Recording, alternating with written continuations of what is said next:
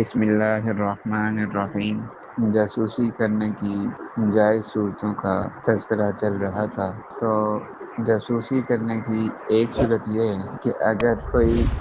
کی خبر ہو، مطلب کوئی بااعتماد شخص، یا یوں سمجھ لیں کہ بااعتماد ذرائع سے خبر ملے کہ یہ شخص یا فلاں شخص کسی کو قتل کرنے کے لیے جا رہا ہے، یا یہ شخص فلاں کو قتل کرنے کے لیے جا رہا ہے، یا یہ شخص کسی عورت سے زنا کرنے کے ارادے سے جا رہا ہے، یا چوری کرنے جا رہا ہے، یا ڈکیتی کرنے جا رہا ہے، تو ایسی حالت میں تجسس کرنا، تحقیق کرنا، جستجو کرنا، اس کی جاسوسی کرنا جائز ہے۔ وجہ کیا ہے؟ تاکہ اسے گناہ سے روکا جا سکے، یعنی جو گناہ کا کام وہ کرنے جا رہا ہے اس کرنے سے پہلے اس کو روک لیا جائے۔ اگر وہ کسی کو قتل کرنے جا رہا تھا تو قتل کرنے سے پہلے روک لیا جائے، اگر کسی عورت سے زنا کرنے جا رہا تھا تو زنا کرنے سے پہلے اس کو روک دیا جائے، چوری کرنے جا رہا تھا، ڈاکہ ڈالنے جا رہا تھا، یا اور کسی خطرناک ارادے سے جا رہا تھا تو اس کو وہ کام کرنے سے پہلے روک دیا جائے۔ ایسی صورت میں جاسوسی کرنا، تجسس کرنا، یا اس بارے میں تحقیق کرنا، اس کا پیچھا کرنا، اس کی ٹو لگانا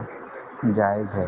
اس کے برعکس اگر کوئی شخص کسی دوسرے شخص کی جاسوسی کرتا ہے صرف اس لیے کہ اس میں موجود کوئی راز تلاش کرے، کوئی اس کی حرکت اور اس کی ایکٹیویٹی پر نظر رکھنے کی کوشش کرے، یا کوئی تنقید کرنے کے لیے کوئی نقطہ ڈھونڈنے کی کوشش کرے، یا اسی طرح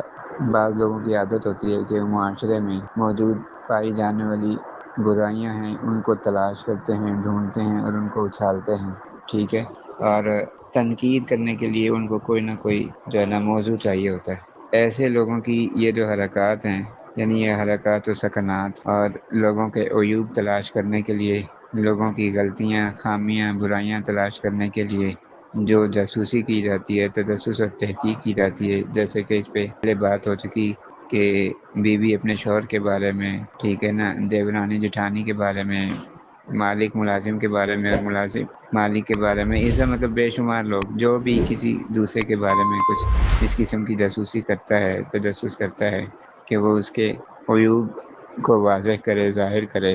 اور اس کے راز اور اس کی کمزوریاں اور اس کی برائیاں ڈھونڈنے کی کوشش کرے، تو دین اسلام کے اندر اس قسم کی جاسوسی کو کبیرہ گناہ قرار دیا گیا ہے، اور یہ سخت ناپسندیدہ عمل ہے۔ وجہ کیا ہے؟ وجہ یہ ہے کہ اس میں لوگوں کی عزت مجروح ہوتی ہے، اور ان کے راز فاش ہوتے ہیں، ان کی پردہ پوشی کو چاک کرنے کا پہلو پایا جاتا ہے۔ اس وجہ سے قرآن پاک کی آیت میں وَلَا تَجَسَّسُوا میں اسی قسم کی جاسوسی سے منع کیا گیا ہے کہ کسی قسم کی ایسی جاسوسی یا تجسس یا ٹو نہ لگائی جائے جس سے کسی کی کمزوری، کسی کا راز، کسی کی برائی ظاہر ہو اور پھر اس کی عزت کو مجروح کیا جائے، یا اس کی جو ہے نا پردہ پوشی کی جائے، اس کی عزت کو اچھالا جائے، خاک میں ملایا جائے، اور لوگوں کے سامنے اس کے راز فاش کیے جائیں۔ اس کو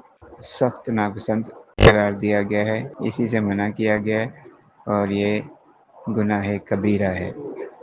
بڑے گناہوں میں سے ایک گناہ ہے۔